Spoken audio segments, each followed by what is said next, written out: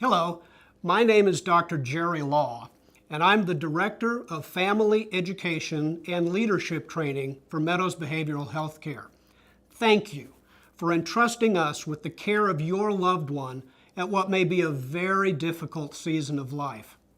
After your loved one joins us here for treatment, you may experience a variety of emotions: relief that your loved one is safe, anger that this has happened to them or you, frustration that you're left at home with the bills and the responsibilities, even guilt for feeling glad that your home is calmer and quieter now, and so many other emotions. Any and all of these feelings are completely normal under the circumstances. It is very stressful to have a family member with a chronic illness, an addiction, or a mental health crisis, and you may have been dealing with all three for a very long time. Please know that you have done the very best thing for your loved one by assisting them in getting to our program. Now you can relax a little bit, knowing they are safe, and direct your efforts towards building the support system that you will need to maintain your sanity, both now and after your loved one returns home. The first step is ensuring that you have a safe place to experience and vent your own feelings. The best way to do this is through regular meetings with a counselor and a support group. You've been hurt by the experience of watching your loved one struggle, and you deserve healing too. We are happy to recommend counselors that we know in your area.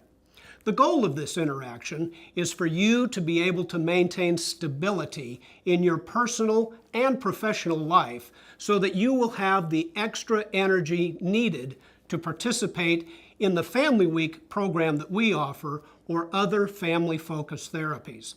We do know that you want to participate in many aspects of life with your loved one once they have left here and entered the very next chapter of their recovery. Next, you may be also asking yourself, what do I say when people ask about my loved one? You know, there are many levels of acquaintance, and not everyone who asks about you and your loved one really want to know the whole story. If your family is private, you may not want people to know the details of why your loved one is getting treatment, and that is your prerogative. If you have a best friend who really wants to know the details and is someone you trust to keep things confidential, well, that's great. If you prefer to share everything with your community, church group, or social circle, that's up to you. However, we do recommend strongly that you discuss all of these options with your family members so that everyone agrees to the parameters that you set. It's really not fair to ask your family to keep treatment a secret, as secrets tend to get out anyway, and there's really nothing to be ashamed of. Secrets carry with them a sense of guilt or shame, while a right to privacy never does. If you prefer not to talk about the situation in detail outside of your counselor's office, here are some simple explanations that you may want to use with those who ask about your loved one. You might say, "Thanks for asking. She was having some trouble and now is getting help. We appreciate your caring." Or perhaps, "He was struggling with depression and anxiety and now is getting help at a treatment center, and I'll keep you posted if there's anything you can do." You might try, "She's getting help for a behavioral health issue. Please keep her in your thoughts and prayers." Or it may be as simple as, "He's away obtaining medical care." It's really up to you. The third step is to find a way for you and your family to recharge. You may be thinking it is impossible to relax right now when everything feels so serious. Well, you don't have to throw a party or take a trip. Simply make plans to do things that are meaningful to you, things that you may have put off because your loved one was taking all of your time and attention. Whether you enjoy yoga, massage, dance, sporting events, dinner with friends, or simply lunch at the zoo, do try to incorporate a touch of normalcy into your routine. This way, you'll be starting the process of healing for yourself, even though at first it may feel very wrong or awkward. As mentioned, joining a support group for your own self-care can help you overcome many of the fears that you are facing, as well as letting you know that you are not alone. One of the most important components of your loved one's treatment is Family Week. And while this option may not be available for you, this is an opportunity for family members to come to our campus and spend time with their loved one while receiving education and support around the issues they and their loved one are facing. It's also about learning how to take care of yourself while being a critical component of your family member's support team. Tools for living life in recovery will be presented by our expert team, and they will inspire you to continue the journey of family recovery.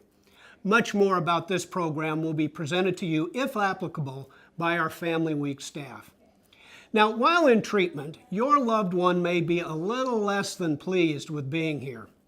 In some cases, family members receive calls from their loved one sharing their unhappiness or even asking friends and family to come pick them up.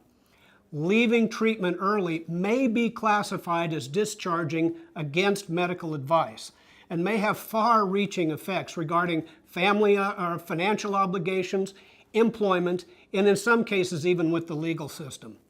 Most importantly, if your loved one leaves treatment early, they cannot possibly receive the full benefit of our robust programs. So what do you do if you receive such a call? First and foremost, it is imperative that you send a consistent message of love, care, and concern to your loved one.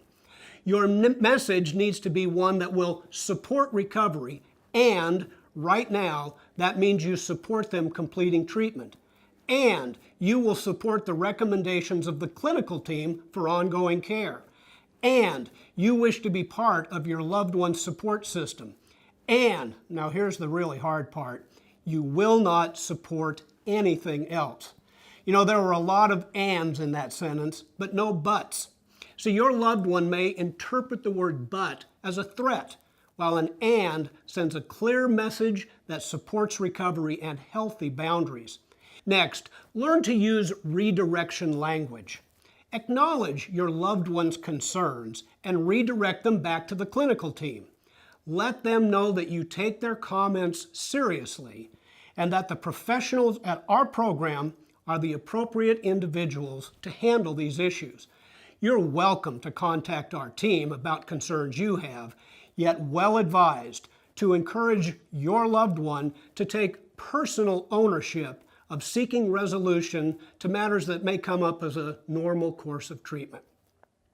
We also strongly recommend that you educate yourself. Our bookstore, which can be found at the Meadows website, is a rich resource for reading materials that you and your loved one can take advantage of. Simply go online to www.themeadows.org and click the link to the bookstore for more details. I know I speak for everyone here when I say that we are truly honored you have chosen Meadows Behavioral Healthcare for the treatment your loved one needs and deserves. We encourage you, trust the process, stay the course. I look forward to assisting you in any way that I can. Thank you for spending this time with me.